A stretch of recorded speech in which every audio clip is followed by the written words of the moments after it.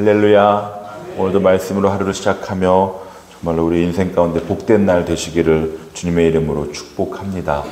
우리가 어제에 이어서 이 본문에 맞춰서 성도들이 반드시 결혼을 하여야 하는가에 대한 문제를 다루고 있는 본문을 살펴보고 있어요.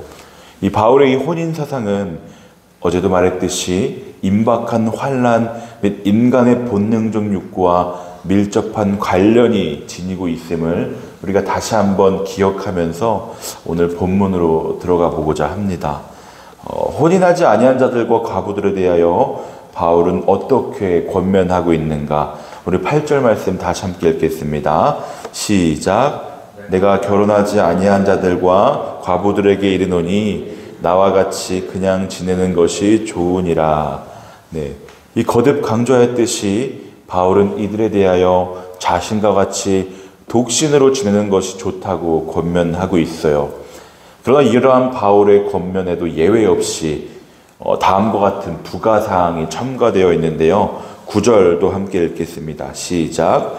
만일 절제할 수 없거든 결혼하라. 정욕이 불같이 타는 것보다 결혼하는 것이 나으니라.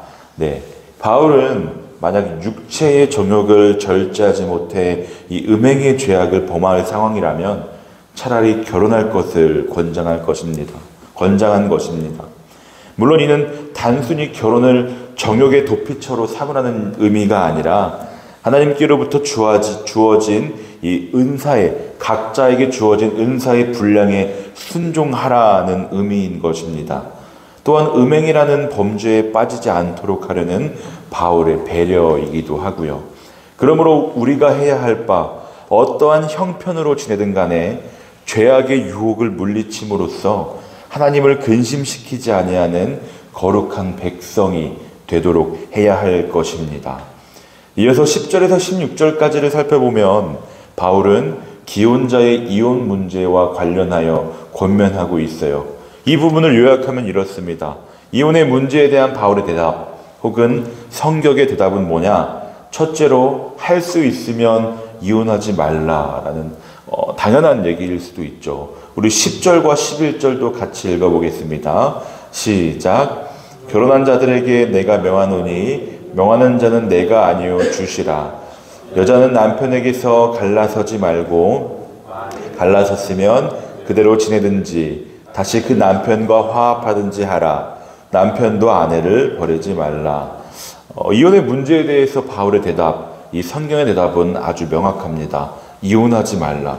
우리가 부부 사이의 연합이 이루어졌을 때 부모를 떠나 아내와 합하여 둘이 한 몸을 이루고 하나님이 하나 되게 하셨다.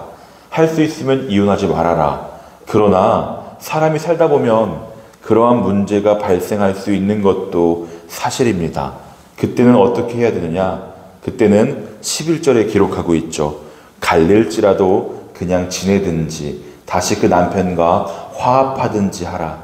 할 수 있으면 화합을 추구하라는 것이죠. 연합이 하나님의 뜻이기 때문입니다. 분명히 10절에서 괄호 부분에 들어가 있습니다마는 명하는 자가 바울이 아니라 주님이시다라고 고백하고 있어요. 하나님의 뜻이고 이것이 창조 계획에 속한다는 것입니다. 이혼하지 말고 화합을 추구하라. 이것이 첫 번째 교훈입니다. 그러나 어쩔 수 없이 이혼이 전개될 수 있는 상황 속에서는 어떻게 해야 하느냐? 특별히 둘 중에 한 사람이 불신자였을 경우에는 어떻게 하느냐? 남편이 안 믿거나 아내가 안 믿을 경우, 불신자의 경우에는 어떻게 하면 좋은가? 누군가가 예수님을 먼저 믿으면은 배우자는 자동적으로 불신자가 되죠. 그러면 불신자와 신자 속에서 계속 살아야 하느냐, 이런 문제가 발생을 합니다. 또 신앙적인 갈등이 초래될 수 있습니다. 우리 12절부터 14절도 한 목소리로 읽어보겠습니다. 시작. 사람들에게 내가 말하노니 이는 주의 명령이 아니라 만일 어떤 형제에게 믿지 아니하는 아내가 있어 남편과 함께 살기를 좋아하거든 그를 버리지 말며 어떤 여자에게 믿지 아니하는 남편이 있어 아내와 함께 살기를 좋아하거든 그 남편을 버리지 말라. 믿지 아니하는 남편이 아내로 말미암아 거룩하게 되고 믿지 아니하는 아내가 남편으로 말미암아 거룩하게 되나니 그렇지 아니하면 너희 자녀도 깨끗하지 못하니라. 그러나 이제 거룩하니. 아멘. 이것이 무슨 말씀이냐 하면 한마디로 말하면 한쪽이 불신자라도 이혼하지 말아라. 한쪽이 불신자라도 할 수 있으면 이혼하지 말라는 것입니다. 이혼하지 말아야 할 가장 중요한 이유는 뭐냐? 바로 14절의 말씀처럼 믿지 아니하는 남편이 아내로 인하여 뭐가 된다고 나오죠? 거룩하게 된다. 다시 말하면 구원받을 가능성이 있다라는 말입니다. 거룩의 시작은 구원입니다.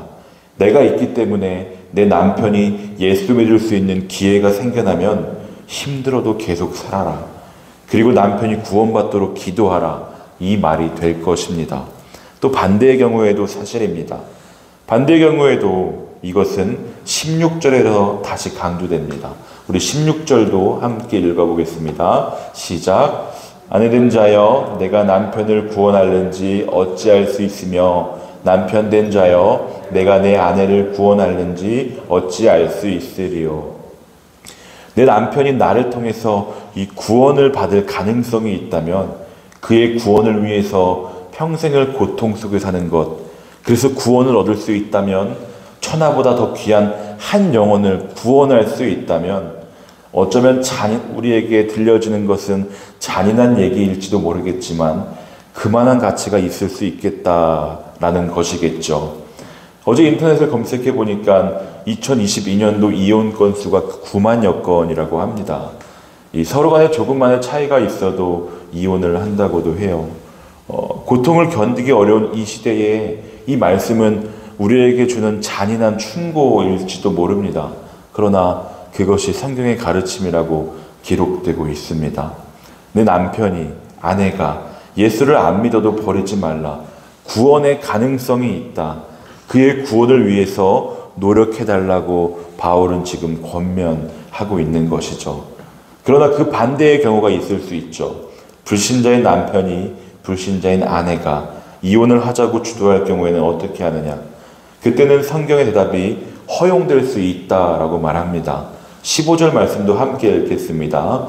시작. 혹 믿지 아니하는 자가 갈리거든 갈리게 하라.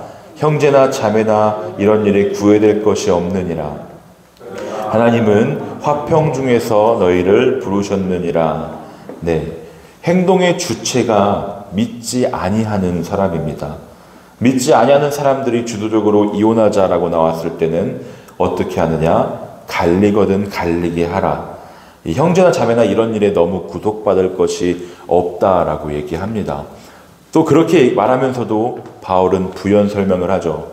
그러나 하나님은 화평 중에서 너희를 부르셨다. 할 수 있으면 다시 화평을 추구하라. 그러나 허용은 된다는 것이죠. 그리고 믿지 않는 남편이나 아내가 주도해서 이혼이 이루어졌다면 그곳에 관해서 너무 죄책감을 가질 필요는 없다는 얘기입니다. 이것이 이혼의 문제에 대한 바울의 대답이었고 성경의 대답이었습니다. 잠깐 저희 할머니 얘기를 하자면요. 어려서부터 예수님을 믿는 집안이었다고 합니다. 할머니의 오빠는 감리교에서 은퇴하신 원로 목사님이시기도 하고요. 할머니에게는 결혼 전에 큰 사명이 하나 있었다고 합니다. 그것은 바로 믿지 않는 남자와 결혼을 해서 그 남자를 예수 믿게 하는 것. 그래서 예수 믿는 가정을 꿈꾸셨다고 해요. 그렇게 할아버지와 결혼을 합니다. 할머니 할아버지의 자세한 스토리는 다 들어본 적은 없지만 그런 얘기를 하셨어요. 할아버지가 집에서 잠만 자고 일도 안 하고 일은 자식들이 했다고, 그리고 또 자식들에게 약주 심부름도 시켰다고. 모르겠어요. 잘은 모르겠지만 힘듦이 없지는 않았던 것 같습니다.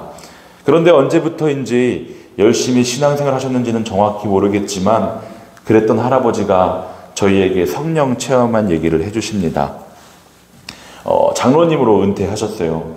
사명감을 가지고 주신 자리에 충성을 하신 모습을 보았습니다. 저희는 지금도 90을 바라보고 계신 분이 여전히 교회 일이라면 발벗고 나섭니다. 그리고 자식, 손주들에게 늘 하나님 붙잡으라고 하십니다. 기도하라고 하십니다. 하나님이 주인 되셔야 한다고 늘 말씀하십니다. 할머니의 신앙 덕분이었을까요? 그 자식들은 또 그들의 자식들에게 믿음의 유산을 물려주기 위해 각자의 직분을 가지고 각자의 자리에서 사명을 다하고 있습니다. 우리가 비록 이 결혼과 이혼이라는 포커스에 맞춰서 성경은 그리고 바울은 어떻게 얘기하고 있느냐를 살펴보고 있는 중에 있습니다. 그래서 어제와 오늘 설교를 준비하면서 그런데 계속 드는 마음이 있다면 이거였어요. 주어진 오늘 그 누구보다 하나님을, 이웃을, 가족을 사랑해야지. 나의 모습이 절대로 하나님의 영광을 가리우는 일이 없어야지라는 마음이 들었습니다. 하나님께서 우리에게 가능한 모든 것을 허락하시며 걱정하고 염려하고 두려워하라고 말씀하시지 않으셨어요. 평안하라고 말씀하셨습니다. 말씀을 마칠 텐데요. 정말로 말씀이 우리 가운데 가득 채워짐으로 말미암아 모든 것을 이해하는 이 총명이 가득 넘치고, 그래서 우리가 모든 것을 바라볼 때에 새로운 관점에서 바라보는 지혜가 저와 여러분 가운데 있기를 소망하고 기도합니다.